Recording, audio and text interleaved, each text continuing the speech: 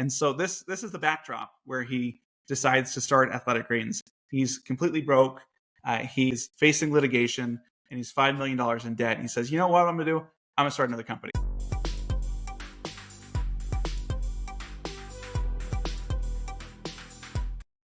Hey, welcome back to another episode of Ecommerce On Tap, brought to you by Sourcify and ISBA. I'm your host, Nathan Resnick, joined by my co-host, Aaron Alpeter. Aaron, how's it going today? Doing great, Nathan. How are you doing? Amazing. So let's start. Tell us what Ecommerce On Tap is for those that haven't listened before. Yeah, this is the highlight of my week. I don't know about you, but what we do is each week we take a well-known venture-backed company that's been in the headlines. We tell their founding story, reverse engineer their supply chain, and talk about what their exit opportunities are. So this week we're talking about Athletic Greens, or AG1 as they're known now. That is an all-in-one super supplement that we'll be going pretty deep into. But before we do that, I'd love to know what caught your eye this week. Yeah, a few things. I mean, this week I saw a few interesting tidbits that were like shocking to me. Number one, just I'm always amazed by the volume that these celebrities can draw with the launch of their brand. So Kylie Jenner launched a vodka soda brand called Sprinter. And in her first month, they shipped 140,000 cases, which is like insane. I mean, for anyone in the CPG kind of alcohol space to do that much volume in the first month is like mind blowing. The other thing that is also related to like creators and celebrities is Kim Kardashian and the Carlisle vet Jay Sammons. They launched Sky Partners like 18 months ago, and they had a target of raising $1 to $2 billion. The news kind of had all these headlines of Kim Kardashian launches $2 billion private equity fund focused on, CPG brands. And they've only actually raised, it came out 121 million of their $1 to $2 billion target. So I think it just like showcases that there's right now a lull in the market for kind of PE and CPG in terms of the convergence of that, because they haven't been able to raise that capital that they set out to fundraise. Last but not least, I guess two things quickly that caught my eye. Number one, Aaron, guess how much, if you weren't looking at the notes, guess how much Farmer's Dog is doing in revenue? It's a lot. I they were one of my first clients when I was starting ISBA. They're a fantastic team, and I kind of wish I had gone with them. But how much are they? How much is the revenue? $800 million. It was reported. It's Wow. insane. I mean, their ads are everywhere, but to see the scale that they're out at now, I'm like, that is insane. I did not realize they were that big. That's incredible. And last thing that caught my eye is FabFitFun acquired Pup Box from Petco, which is like a monthly box for dogs and pets.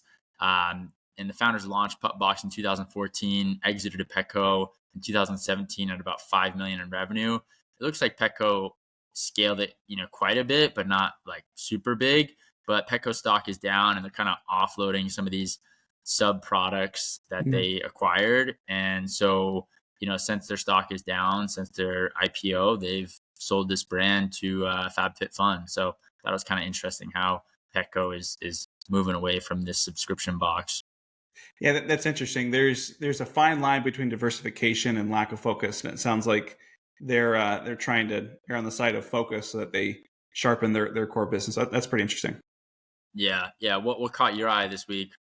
So there was a whole slew of articles that came out that were kind of twofold. The first one was there are some pretty massive retailers, so like Levi Strauss, Skechers, Canada Goose, that historically have had a distribution model that each of them has kind of come to this realization that they need to have a D2C element themselves. And so they're looking at this and saying, hey, if I sell a jacket to somebody for $100 and they resell it for $200, why am I giving them that margin? Why can't I own that customer relationship and have that connection themselves?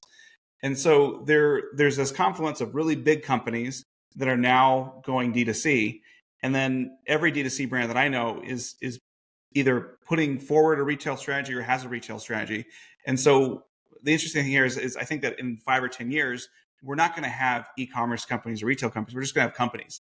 And everybody's going to have each of these channels. And this will be kind of how they go to market. Yeah, that's pretty neat. Well, that's interesting tidbits for the week. Let's dive into Athletic Greens.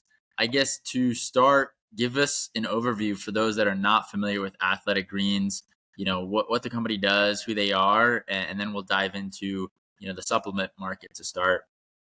Yeah, so they have exactly one product. It is a supply chain person's dream from a planning point of view. They've got exactly one product that they sell, and it is a drinkable multivitamin probiotic called AG1. And the product that exists today has been iterated on over, I think, 52, 53 times. And the focus is really on quality, gut health, kind of absorption, nutrient absorption, things like that. And it's a really interesting kind of pioneer in the gut health space. Yeah, that's cool. I mean, supplements and the history of supplements are kind of crazy. Should we start there and then, really dive into the AG1 story? Yeah, how long do you think the concept of things that we add to our food or vitamins has been around?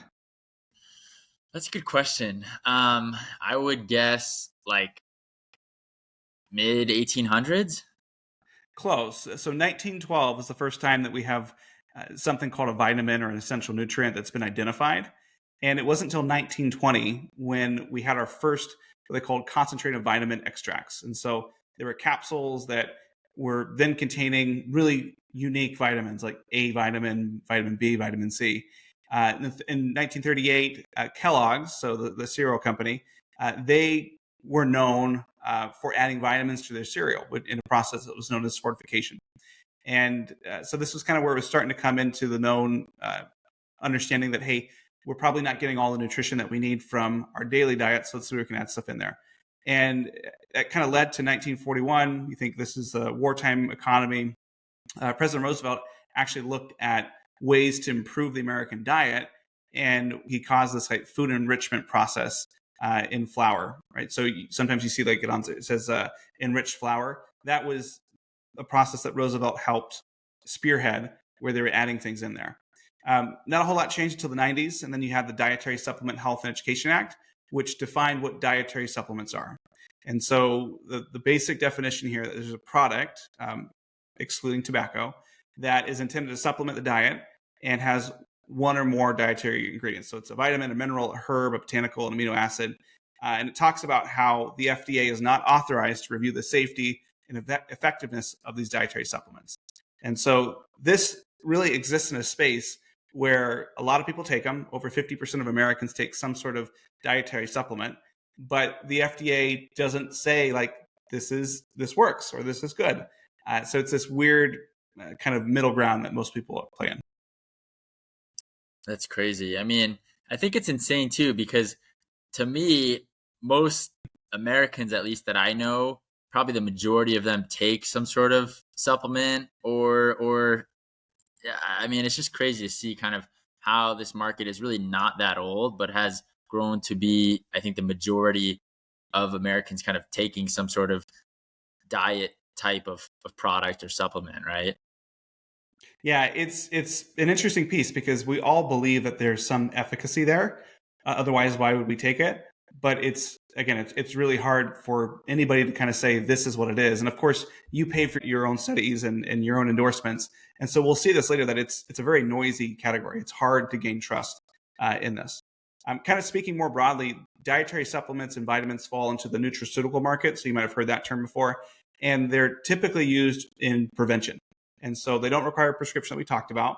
And the thought is that you can't really claim that they have certain medical properties because then you'd have to run it through pharmacy protocols and certifications and things like that. But vitamins and supplements are about 26% of the total nutraceutical market. Everything else kind of gets into more things that require a prescription. And it's one of these things that it's growing very quickly, as you said. So it's grown for about 6.3% each year over year for the last 10 years. And it's expected to grow at that rate for at least until I think 2031 is what we saw. It's growing much faster in the US than it is in Europe and elsewhere. And this is really kind of tapping into this moment that the US is having around health and wellness and trying to be more customized. You also saw that the pandemic really supercharged the move toward health and wellness. And so just the general category, those sales grew by about 50% during 2020. And then you add that in with demographic changes, with a lot of elderly people as a percentage of the population, a lot of retirements, healthcare costs, those sorts of things. People see this as a way to lower those costs, and then that's something that they need as they age. Yeah, I think what's crazy is one tidbit of information that we found out here is the industry has kind of been plagued by controversial situations and general consumer distrust because, some of these supplements, it's hard to really correlate exactly, is this improving my health? And if so, what exactly is it doing for my health? And in 1961, an FDA commissioner told the National Congress that the most widespread and expensive form of quackery was the promotion of vitamins and dietary supplements. So this has come a long way very quickly. And there's still doubts of this type of product that remain today. And I think that's why, partially why this story is just so fascinating because the market penetration of athletic greens happened pretty quickly. And especially to see the scale that they've gotten to today from a marketing standpoint and how much they're spending on marketing that we'll dive into a bit later is really eye opening because just like 50 years ago, if AG1 launched, if someone launched this type of product, like people would not trust this whatsoever because there is no like direct measurable correlation for the most part, and athletic greens can't necessarily, like, they can't make claims per se that, okay, this is gonna make you live longer, right? Like if athletic greens came out and said, this is gonna make you live longer, that would definitely end in a lawsuit for them, which they don't do, of course. But the athletic greens story starts with, their kind of main founder, Chris Ashenden. He was born to great parents in New Zealand, and they prioritized family experiences. So um, they had a ton of family activities that ended up really pushing them or making them moved from New Zealand to Japan and lived almost a year and a half backpacking in different countries all over the world. So Chris ended up living in 6 countries, visited over 70 others, which is just incredible. And he's been exposed to so many different international experiences as a kid that helped him build character. And I think his parents really instilled in him to respect cultures from around the world, which was super valuable to look up to and appreciate these different viewpoints. And he took an almost years long backpacking trip where, as a family, they visited something like 44 different countries before he was 12. So, like, I mean, as a kid, he was just seeing the world. It sounds like almost like a dream childhood for me because I love to travel. And I do think, you learn so much through travel. So it is really cool to see, his family history instilled so much travel and global culture. Yeah, and I think that the kind of key thing here is that he's incredibly close with his family, and that's going to become very important later on. This idea of kind of a shared experience where they're going around and meeting different things was really formative for him, and kind of how he approached where he is. I mean, even today, he kind of moves around, lives in Colombia as part of the year, and just kind of picks different countries and wants to go experience those sorts of things. What impact do you think that life experience, traveling early on as a family had on his philosophy, right? I mean, like, he goes to the University of Auckland, but he studies sports exercise science, which I don't know if that was necessarily inspired by his travel, but it's interesting to see how that ties into his life. Yeah, I mean, he definitely picked up his initial health issues while on his backpacking trip. So I think he ended up getting hepatitis in India or something like that, and so spent a good chunk of that backpacking trip sick. And so that was maybe a negative outcome, but one was formative. But I think when it comes to his family dynamics, this was one where he had a very supportive environment, people who he felt he could talk to, who would be able to push him, tell him what he needed to do, call him out, and so he had this great infrastructure. And every founder that I know that's successful has some sort of support system, whether that be a spouse, a significant other, family, or just a cohort of people that are going through that shared experience, because it is difficult to start a company, and the fact that you've got people that you can rely on that care about you and love you regardless of how much money is in the bank account or what your latest valuation was, is something that money can't buy. Totally, totally. Yeah. And we see it in his story because, I mean, he didn't attend class too much, but he dropped out of college with 2 classes to go to start a sports supplement business that ultimately failed. So he convinced his then part-time employer to be his partner in the business, and he lost around $10,000, which was a lot of money for a college student. he initially had blamed his partners for the failure, but I mean, I think he looked inwards, right? Because most founders, from my opinion, don't necessarily go back to a failed idea, but it does remind me actually of the Viore story, right? If you recall a few episodes back, the Viore founder tried to launch a apparel business like 2 times prior to Viore, and so he kept going back. And so, Chris similarly kept going back to this sports supplement idea. What happened after that initial failure? Yeah, no, it's interesting. So I think he was really jaded because of how this had happened, and he carried that angst and that blame for several years. And he was really bouncing around from job to job. He did, he was two classes short of his degree, never went back to finish, and he just kind of picked up odd jobs. He was doing lots of sales jobs and those sorts of things, which ended up being good training for him. But he seemed to be kind of like an angry young man. And he got into boxing and martial arts as a way to blow off some steam. He was a big Bruce Lee fan. I don't know if we mentioned that. That's why he got into nutrition to begin with. I think part of that was living in Japan and kind of seeing all those sorts of things. But he tells a story about how he was at a ring with one of his sparring partners, and maybe that he had just kind of beaten up this guy, and it just mentioned, like, hey, it seems like you're really kind of rudderless. You're bouncing from job to job. Maybe you should do something to help the community. He's like, well, what? It's like, well, have you ever considered being a police officer? He's like, yeah, sure, I could be a cop. Why not? And so he joined the police force and was a police officer in New Zealand for about 3 years. And he found that, wow, he suddenly had a steady job, and people were more than happy to see him as a police officer and be willing to give him credit. And he was still very much growing and maturing as a person, and was spending more than he was bringing in, just from a lifestyle point of view. And so he kind of blinked and looked up, and he was $62,000 in debt. And again, a lot of money for a young person, especially when you're on a police person's salary. And so, I think partially realizing that, like, hey, the lifestyle that I want, I can't really fund on credit forever. And mixed with this idea of, like, I've got this hole, I got to fix it. He started to think about, okay, how do I get back to entrepreneurship? And how do I have this itch that I need to scratch to start something?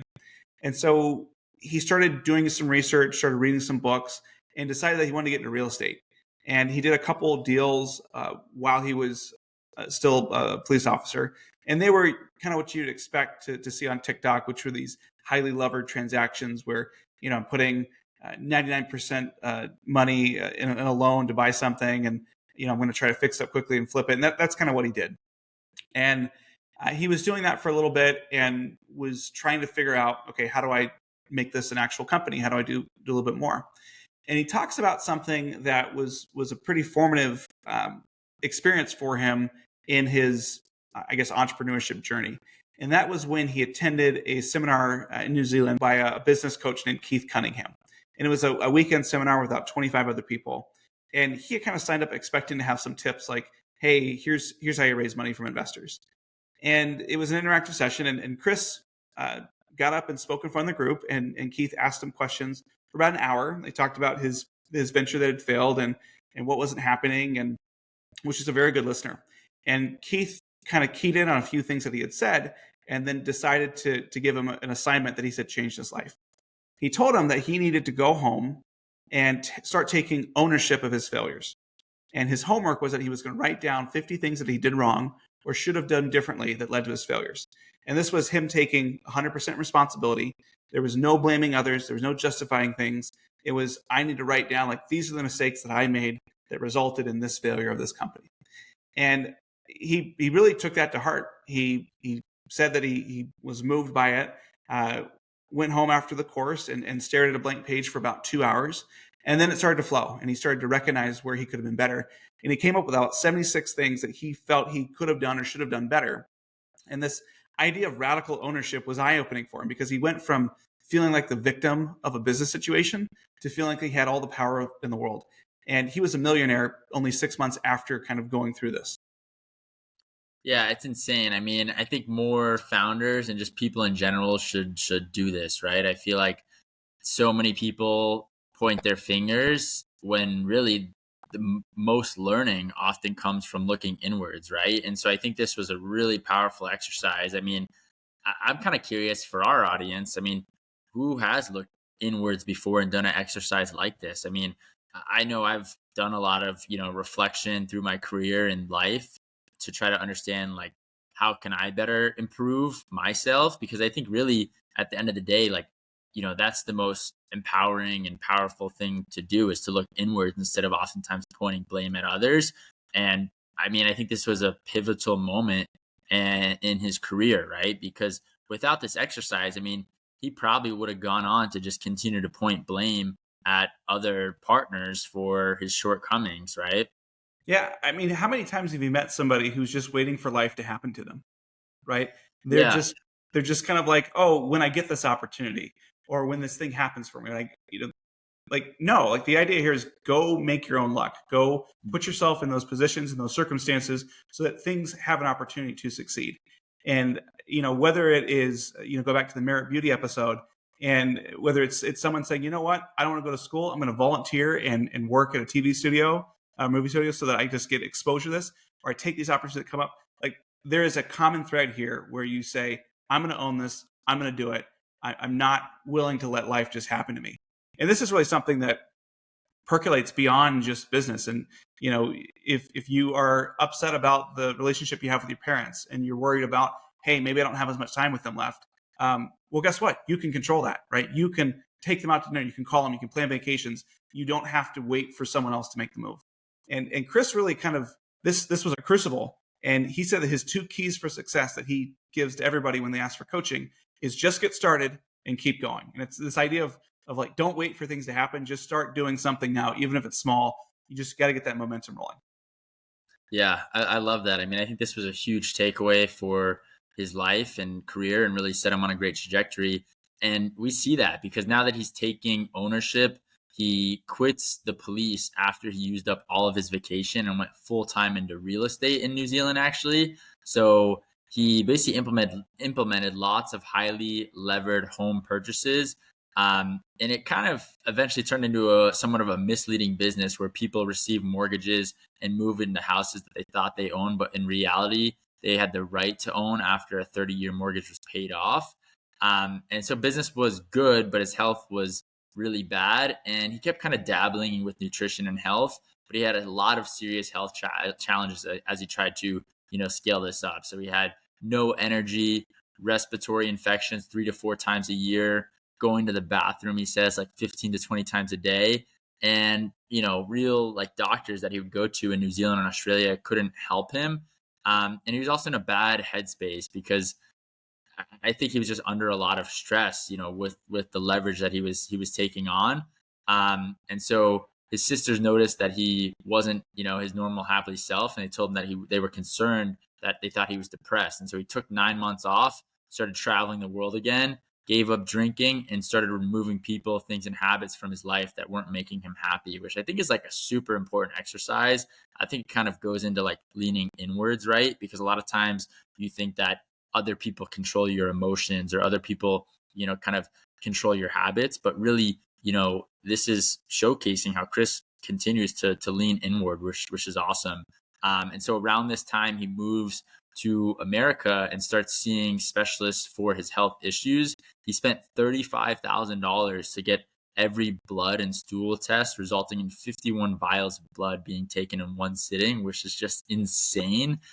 They ruled out cancer, but found out that he basically wasn't getting or absorbing the nutrients his body needed. And the doctors made a pill that was going to cost him about $100 a day, and it was just some cocktail to solve his He, problems. 50 pills a day is what they prescribe to him, which Yeah, is it's a lot. insane. And so they came to the conclusion that everything he had learned about nutrition was wrong. And specifically he was focusing on the idea of gut health and nutrition absorption, which I think at the time not too many people were looking into. And so that was a really unique insight at the time as well. But it seemed like everything was difficult for him around this time, but this was a major insight for him. But what happened kind of after he has this insight, because the economy takes a turn. This is like 2008 timeline that we're talking about right now. Yeah, what happened in 2008 in real estate? Not good things, right? You had the global economic collapse, And basically, very quickly, his real estate company began to just fall apart. And to the point where he was actually prosecuted and convicted in 2011 of misleading borrowers in New Zealand with this complicated structure they put up. He was ordered to pay $237,000. We talked about how close-knit his family was and how much they meant to him. Well, his parents had retired, and they didn't have any existing cash flow after they retired. And so Chris had invited them to invest, take some money out of their house and invest in his business. And that way, they'd be able to share in his success and it would do well. And that worked well for a little bit, but then the business went sideways and his parents lost their home and basically all of their life savings that they had put towards them. So that you can imagine how much that just killed him and how difficult that was. The litigation that he faced ended up killing the real estate business, and he found himself very quickly in debt to the tune of about $5 million. And at this point, again, he's living in the US in Miami, and he ran out of cash. He just stopped paying his rent, and he had given like a 3-month security deposit and basically wasn't paying rent and was just living in his apartment until he got kicked out because his security deposit expired. And the landlord called him every day to yell at him. And after he lost his apartment, he spent several months just living on people's couches. And he told himself, on one of his lower days, he opened up his bank statement on his phone and took a screenshot and just saved that into a folder for stories later. And the thought was like, hey, this is as bad as it's going to get. And so this is the backdrop where he decides to start Athletic Greens. He's completely broke. He is facing litigation, and he's $5 million in debt. And he says, you know what I'm going to do? I'm going to start another company. And I don't know if this was, again, this fight or flight instinct where he's like, I have to dig myself out of this because I can't just let life happen to me. But this is what he looked to do. Yeah, and I think it's pretty interesting and just shows the character of who Chris is, because most people in this situation would say, okay, I need to go get a stable 9-to-5 job. And he goes kind of the opposite way, starts, traveling to live in cheaper countries like Argentina, and goes and starts, his own company. And so, this is about the time where he meets Tim Ferriss in 2011 in a coffee shop in Buenos Aires. And if you've read 4 Hour Body, he's kind of mentioned as like the Kiwi friend Chris in there, which is pretty cool.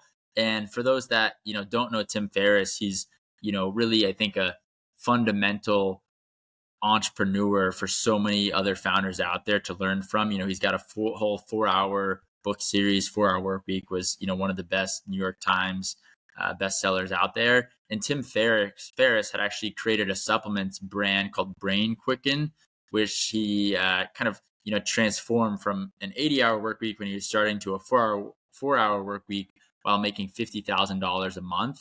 And Brain Quicken was actually the reason why Tim Ferriss became, Tim Ferriss. That was kind of his whole mantra, and the business breakdown of Brain Quicken is in the 4-Hour Workweek book, which is pretty cool. And so Tim Ferriss sold that to a PE firm in London in 2011. And when asked why he sold the business that was doing $50K a month in profit and funding his lifestyle, he told a story about how he's traveling with a friend in Mexico and showed him how he ran his business with about 20 minutes. And the friend asked, let me know if you ever are interested in selling. And they eventually agreed upon a price. So, there's nothing that necessarily directly says that Chris was inspired by Tim, but there's definitely a lot of correlation here.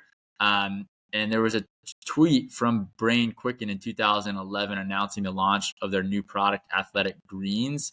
And so it's not like explicitly said that Tim Ferriss is a founder of Athletic Greens, but like they were very close, in the same city. Chris has mentioned, a few times in the book.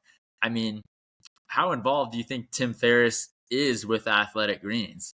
I mean, I'm going to go on a limb and say that he's the founder of Athletic Greens here. I mean, there's a lot of smoke to this sort of thing. And the fact that there's a tweet from 2011 from Brain Quicken that says, hey, we can't wait to launch our new product, Athletic Greens. It's like, well, wait a minute. Like, how is this? I know that from the research I did that Tim was really, even though it was only 4 hours a week, it was still occupying a lot of his brain space. And so he was looking for a clean break. And so even if he started Brain Quicken, which he did, and even if he sold it to Chris, which we think he did, Tim wanted to walk away and kind of just step away. But there's an interesting pedigree with this particular company, and so I think that Chris is still the founder of Athletic Greens, but he may have been starting with a Brain Quicken business as his template. Yeah, definitely been inspired, and maybe even some sort of early partnership of that sorts. But how did Chris go about developing AG1? Because it is a lot different than Brain Quicken's main product that Tim Ferriss was selling. Yeah, well, we should also mention that AG1 would not be AG1 without Tim Ferriss. I think it's a very important thing to do because he actually called out Athletic Greens in the 4 Hour Body, which came out in the early 2010s. And so it was kind of a funny story. Chris had thought that maybe he named the company the wrong name because it was kind of misleading for what it was. And so he's like, he called up his friend Tim and says, "Hey, I'm thinking about changing it." Tim's like, "I wouldn't do that because I just named you in the book and it's going out to print." And so this is one of these things where AG1 would not be AG1 without Tim's endorsement. And as he has gained in popularity, people have read his book and listened to his podcast and followed and tried to pattern their life after his. AG1 has been a direct beneficiary of that. And so it's interesting that's kind of was, but I think it's important to say again that the Brain Quicken business is very different from what Athletic Greens became. Totally. Yeah, that's a really, really good note. And I mean, Chris did, assemble a team of experts who started with like a white space to create what, they say has become the ultimate all-in-one supplement and what that might look like. I mean, what kind of customer base was he really keeping in mind when they were developing this? Yeah, so keep in mind that Chris had had health problems for pretty much his entire adult life, and he had found something that worked. It was $100 a day, and it was 50 pills. And so his first customer was himself. He's like, I have to find something that I can take every day that is going to replace having to take all these pills. It will make me feel even better. So his first customer was himself. And then his second customer was his mom and dad. And so again, coming back to this really tight family unit that's there, and that's what they had. And so the idea was really to do something that hadn't been done at the time. They wanted to create a powder that had all the nutrients that someone would need that would replace 16 to 20 different pills that they'd have to take otherwise. And the product today contains about 75 different vitamins, minerals, whole foods, superfoods, probiotics, and adaptogens in one serving. And like I said at the top of the episode, it's been reformulated over 50 times. And so as they learn something new, as they figure out a way to tweak it, they're not willing just to let it go. They're continuing messing with it. And so, at the beginning and even today, they would probably claim that their product is over-engineered. But that being said, like, again, this is not FDA regulated. It's not FDA approved. But that's the basic idea. Yeah, I mean, they've definitely done a lot of iterations of AG1, but basically the whole premise is the user or the customer takes a scoop of their green powder, mixes it with water, ideally first thing in the morning on an empty stomach, and this is supposed to help the body absorb the nutrients better and faster. And it's a better user experience because without AG1, they say you would have to take 20 different capsules or pills to get the same ingredients, and so they have this quote unquote over engineered product. What was their go to market like? I mean, this is an interesting playbook.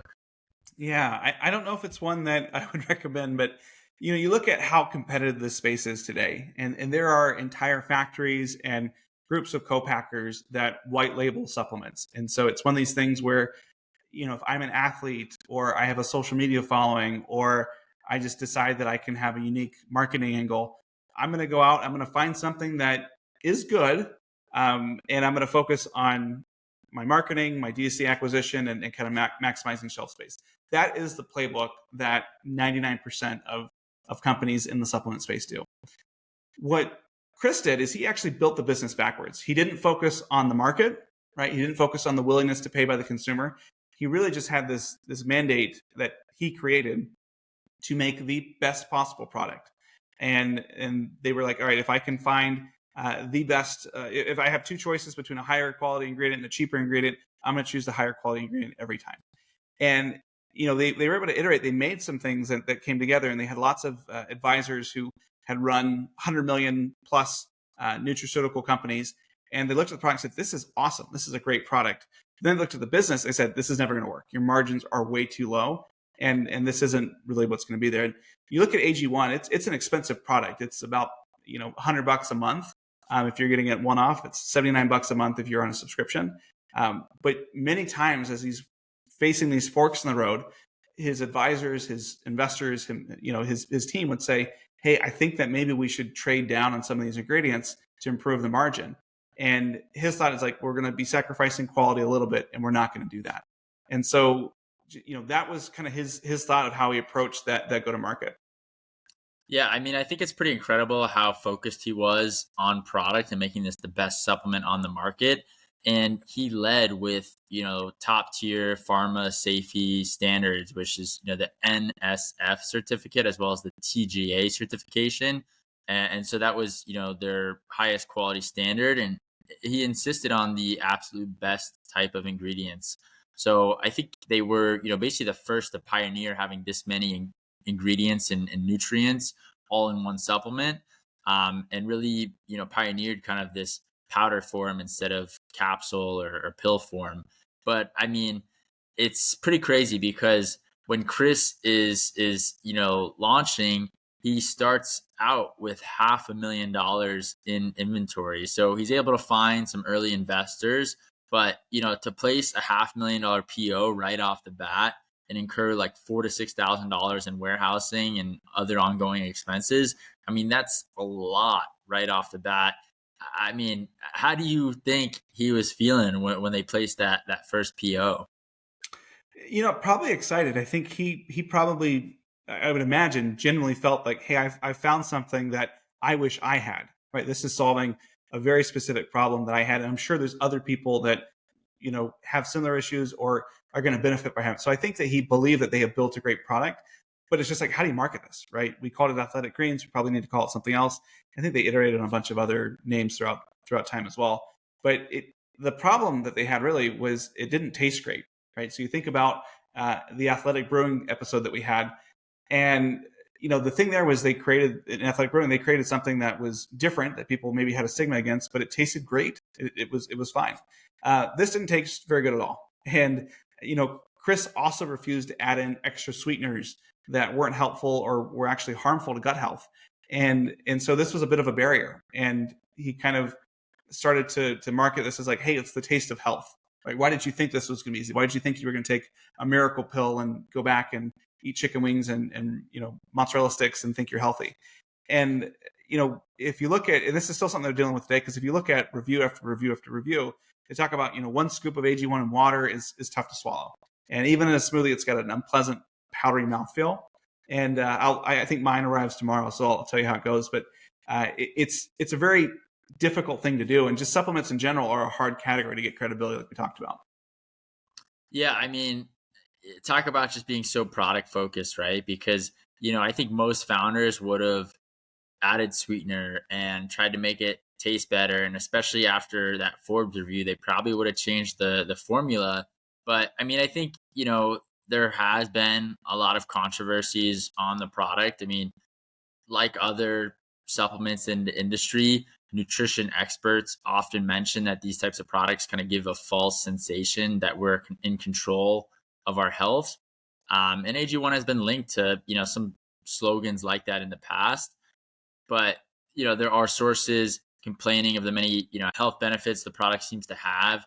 And, it's kind of like this dynamic where, is it like a placebo type of effect? Is it actually legit? And it's hard because you can't make false claims, right? I mean, that's I think there's a very, fine line when it comes to marketing a product like AG1 of not making false claims. But most of their growth came from winning over health influencers like Tim Ferriss that we talked about, Andrew Huberman, or other celebrities like Conan O'Brien or Joe Rogan or Peter Thiel, who had, direct experience with AG1. I'm curious, you placed a test order and they kind of have a unique hook here. I think that was another cool growth strategy that they've implemented. Yeah, so they're not going to win any taste tests, right? And so it's something here where they have found that through their celebrity endorsements that it's really about people saying, "Hey, this worked." And so I thought it was pretty interesting that I checked out and I placed the order. And in my confirmation email, they said, "Hey, if you email this code to 5 friends and they sign up, well, one, we're going to give them a free sample, but then two, if they order, you'll get some money back." So I said, "Sure, let me just go through the experience and do it." And so I sent a text to my siblings, and the text, this is the default text. AG1 has been a game changer for me. It's an all-in-one daily drink with 75 vitamins, minerals, and whole food source ingredients. And it was something where my siblings were like, "Really? Like, have you had this?" I'm like, "No, that was just the text." Like, "Oh, so you're spamming me." But it was just this interesting idea that like they're saying, "Hey, here's the endorsement we want. Please go say it." And just they know it works, at least for them.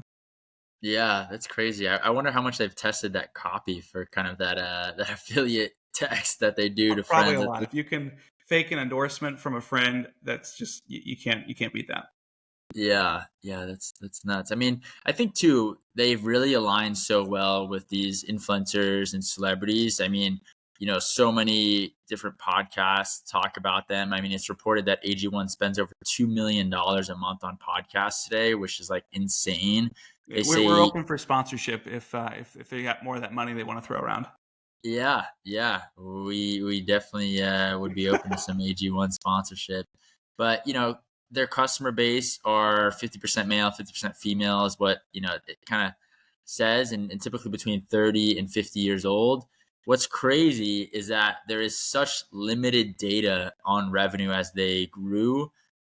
They started advertising heavily on podcasts in 2015, but I just can't get away because like we've covered so many different brands here on e-commerce on tap, and almost always we're able to find someone reporting revenue or saying a revenue number in a different podcast interview or on a different news mention or whatever it may be. With Athletic Greens, there is such limited data on their revenue, which is like insane because Aaron, people at AG1 and they said that they like don't even report it to their team. I mean, it's pretty nuts, right? Yeah, it was pretty secretive there, and so I'm sure some people knew, and they were just being coy, and they just got have good discipline, I guess, to not tell. But it's really interesting where most other companies are very interested in shouting that from the rooftops and say, "Hey, we made $25,000 today," and like that's cool. That's a vanity thing, but it's probably a smart thing to keep your revenue numbers close.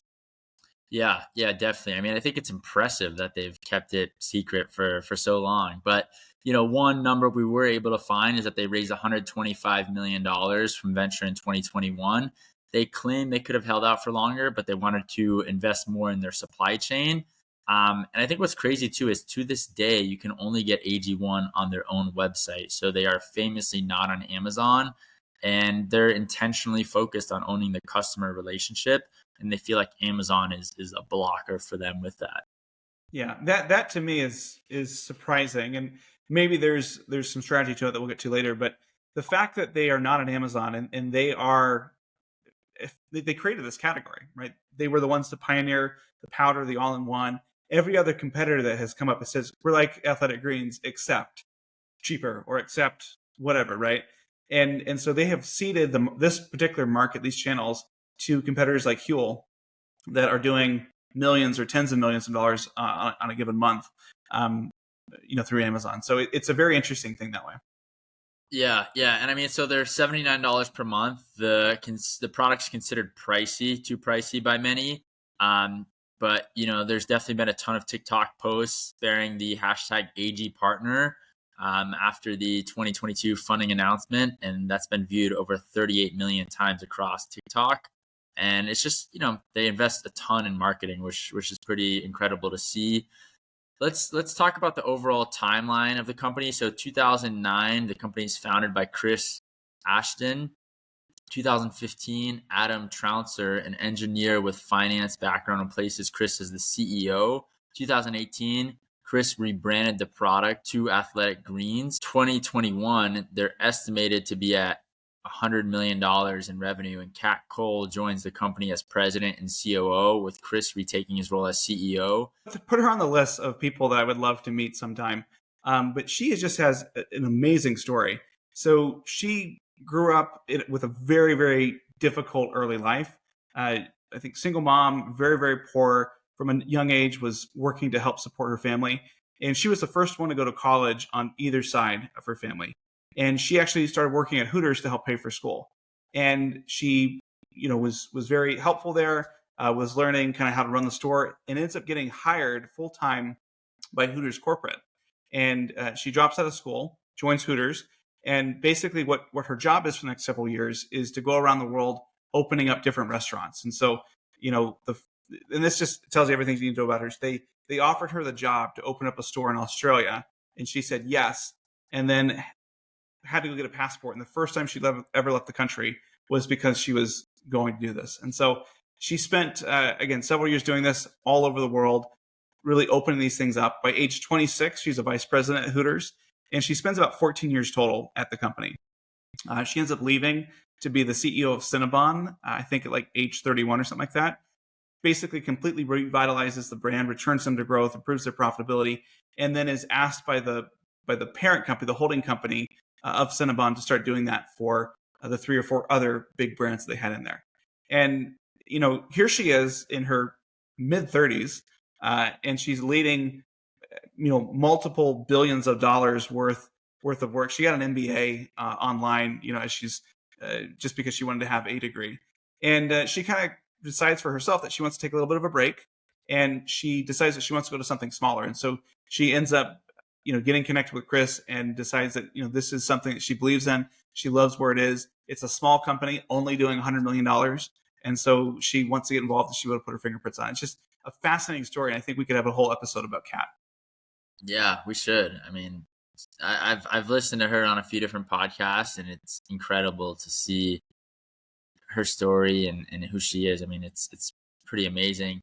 But so during that time, they rebrand to AG1, kind of from Athletic Greens to AG1. What do you think was kind of the reasoning behind that rebrand? Well, I think that Chris never liked Athletic Greens as a name. I mean, he was trying to change it in 2011, and it just kind of stuck. Right? It was in the book with Tim Ferriss, and so he kind of left it. And I think that there are difficulties with the idea of Athletic Greens. It's like, oh, it's only one thing, or this. Why is this so expensive if it's just these ingredients?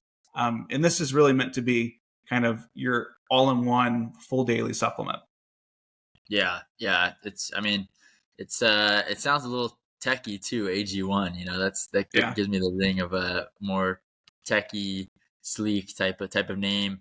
But to wrap up their timeline, 2022, they complete a Series B round for 115 million with 26 investors participating. It was led by Alpha Wave Global, and it valued the company at $1.2 billion. Let's talk about their supply chain. What was unique about their supply chain? I think what really stuck out to me is how ridiculously simple of a supply chain it is. And they don't own any of it. They just have really tight partnerships. So again, they have a single product, and there's basically just 2 SKUs. There's a trial pack and a tub, but the product is exactly the same. And so there is an enormous amount of discipline and just focus on making sure that blend is exactly what they want to do. They manufacture in New Zealand.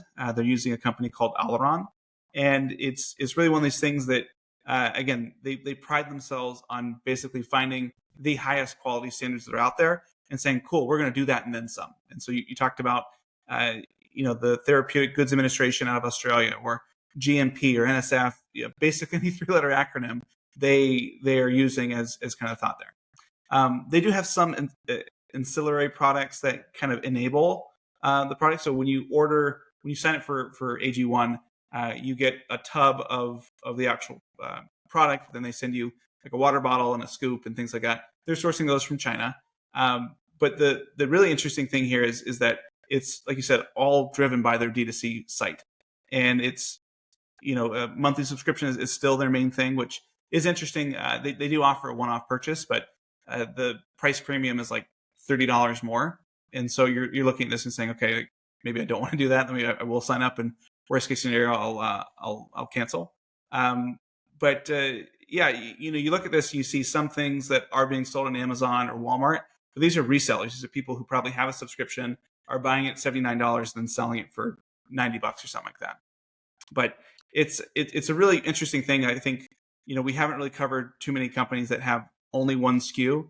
and they've had one SKU the whole time. And rather than creating 50 different versions of it, they're just saying, all right, we're going to improve it and then get rid of the old one, improve it and get rid of the old one. And so it's a really interesting piece around just their focus and approach to it. Yeah, I mean, it's amazing to see the scale that they've gotten to with one SKU. There are very, very few companies that have one SKU and get to this scale. So, I mean, I think it's just amazing to see that they've been able to get there, just focusing in on this one product really.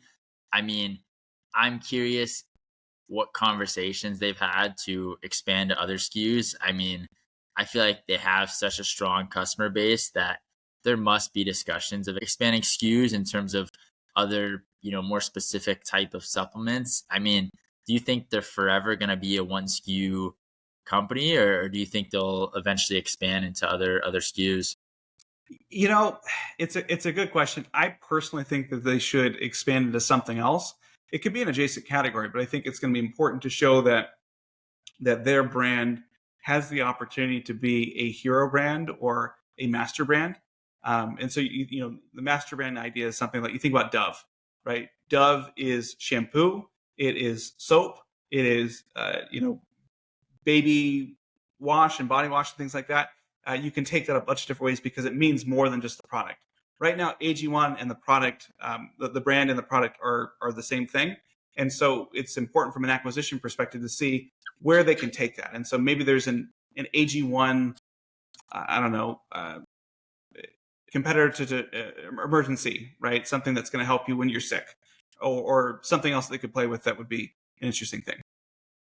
Yeah, I mean, let's talk a bit about their exit opportunities too, right? Because so their last round was at $1.2 billion. I guess, there are an enormous number of supplement companies that could potentially acquire them. But let's start with the question, are they profitable? It's unclear if they're profitable or not, but given, the size of their revenue, the relatively low amount of money that they've raised, I think we should assume that they are profitable. I mean, what do you think their kind of acquisition potential or targets look like? Yeah, again, I think that table stakes is you have to be profitable. Money earning businesses want to buy other money earning businesses. They don't want to lose money, so that's table stakes. I think about as I go through the progression in my mind is the next one is, do they have a plus one, and that is again that unique something that they have that an acquirer is going to see that they can infuse into all of the other work that they do. And I would imagine by this point they have assembled some of the best gut health data or researchers out there, and so they are probably one of the leaders when it comes to gut health research and just understanding that. And that's something that could be incredibly valuable. Companies like Nestle and Danone have very publicly said like, hey, we believe in gut health, we're going to do this, but they've only spent $4 million a year on this sort of thing. Which, don't get me wrong, I wouldn't want to write that check. If they're passing out $4 million, I'll take it. But when you come to the scale of what this opportunity could be, AG1 has invested so much more and has this corpus of data that could be super helpful for an acquirer to learn and to get through. So I think that that's their interesting plus one. Would a company like Danone, who's a $43 billion market cap company, would they be interested in spending $1 billion, or in this case, a couple $1 billion, given where the valuation is?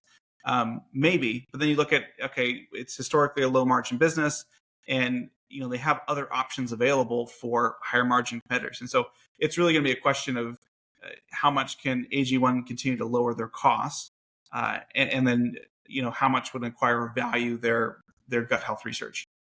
Yeah, and there's also a lot of easy wins here, right? Because, let's say an acquirer comes in, buys AG1, they can expand channels through retail and Amazon. They could, which I think would easily potentially double the business. And they could also introduce adjacent products like, a healthy beverage or healthy snacks. There have been rumors of an IPO for AG1, which would be pretty incredible. I think it's, rare that you see a single product SKU go public. But I guess an example of an acquisition in the industry is Unilever purchasing Nutrafol for $1 billion off an estimated 150 to 107 million in revenue in 2021. And so it's interesting to see, there have been $1 billion acquisitions in the industry. Actually, about 160 million is what's estimated. Yeah. So I think it's in that range, right? So there is opportunity for $1 billion outcome here, in my opinion. Yeah, I think the problem though is that their latest valuation was 1.2 billion. And so if they get an offer for 1.1, 1.2, 1.3, that's not going to be interesting. And so these investors have basically made a bet that AG1 is going to be able to double or triple or quadruple their current revenue to get the multiple that's going to make sense for them. So it's something where even if there is an opportunity, by a Nestle, for example, to come in and purchase AG1 for 1.4, 1.5 billion, I think that there's going to be some internal pressure from the board to say, hey, no, we want to hold out, we want to keep selling, and it's possible that they could miss their window from an acquisition point of view as they're working through things. Totally. Yeah. And I think too, if we look at how they've scaled, they've been early to new channels, right? I mean, not many people were advertising on podcasts in 2015. Not many people got to that scale of podcast advertising that they did. And, not many people were able to scale a influencer driven hashtag on TikTok like they did. And so I think they're going to continue to try to find these underutilized channels to expand. I mean, they obviously spend a lot on advertising, but I think sometimes in like a untraditional sense, right? They're not just pouring it all into Meta. They're really trying to find unique channels here that are less competitive than, your more traditional channels. For sure. This was awesome. I mean, Athletic Greens AG1, I think one of the coolest stories we've had on e-commerce on tap. I mean, the single SKU story and just the resilience of Chris to lean into his past failure and start another supplement brand and this time become wildly successful is incredible. Yeah, I agree. I mean, I think that his story and I think the authenticity that he brings as he's looking through this is important. I mean, this is someone who has made a lot of mistakes in his life, has done things that he wishes he could do differently, that he is not proud of. But who hasn't, right? I know I've certainly been that way. And the fact that I think the piece I took away is just this radical commitment to ownership and understanding that, it's not something, well, I should have hired a better person or I should have fired that person earlier. But no, like every time something is wrong, you look directly in the mirror and say, how did I screw this up? And what's the lesson I'm going to learn here? That pain of the failure is not going to go away. You can make the anger go away by not blaming other people, and you have to come back and take a look at it and say, okay, what am I supposed to be learning here? I just lost $1 million, or I'm in debt by $5 million. What's the lesson that I'm paying $5 million in tuition for that I have to learn so I don't repeat it again?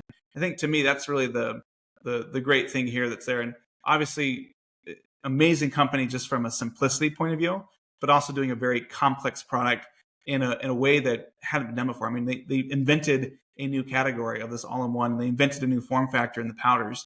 And that's something where I think really focusing on the product, focusing on that user experience paid dividends, where I think most people are just like, I want to do supplements and here's my thought. And I'm not willing to go through this amount of pain. I just want to get a quick read on if this is going to be successful or not, if it's not going to be successful. Totally. I'm curious for our audience, for those tuning in, if you were on AG1's team, what product would you expand into? So is it, a line of gut nutrition? Is it, a health driven drink? What product would you expand into? Tweet or tag Aaron and I on LinkedIn with your answer. And thank you again for tuning in and listening in to this episode of E-Commerce on Tap, brought to you by Sourcify and ISBA. Leave a like, comment, review, share it with a friend. We really appreciate it. And thank you again for tuning in.